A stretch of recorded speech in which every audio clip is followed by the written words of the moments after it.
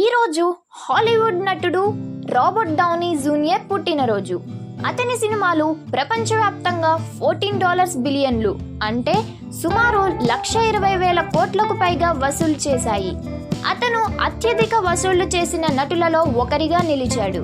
Hit movies, drugs సంబంధిత సమస్యలు మరియు చట్టంతో చెలగాటం డౌనీ కెరీర్లో హైలైట్స్. 2008లో టైమ్ మ్యాగజైన్ ప్రపంచంలోని అత్యంత ప్రభావవంతమైన 100 మంది వ్యక్తులలో ఒకరిగా డౌనీని పేర్కొంది.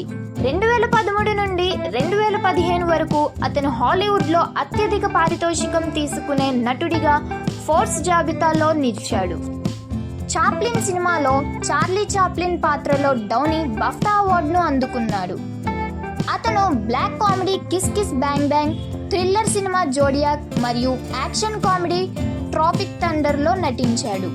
మార్వెల్ సినిమాటిక్ యూనివర్స్లో ఐరన్ మ్యాన్తో ప్రారంభించి అవెంజర్స్ ఎండ్ గేమ్ వరకు 10 సినిమాలలో ఐరన్ మ్యాన్గా నటించినందుకు డౌనీ ప్రపంచవ్యాప్త గుర్తింపు పొందారు. అతను గై రిచ్చీ షెర్లాక్ హోమ్స్లో షెర్లాక్ హోమ్స్ పాత్రను పోషించాడు. ఇది అతనికి 2వ గోల్డెన్ గ్లోబ్ని సంపాదించి పెట్టింది.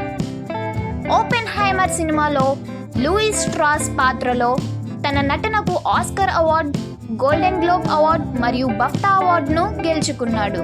డౌనీ మంచి సింగర్ కూడా. Chaplin, kiss kiss bang bang, the singing detective సినిమాలలో పాటలు పాడారు. మీకు ఈ వీడియో నచ్చితే లైక్ చేయండి, షేర్ చేయండి అండ్ సబ్స్క్రైబ్ చేయండి.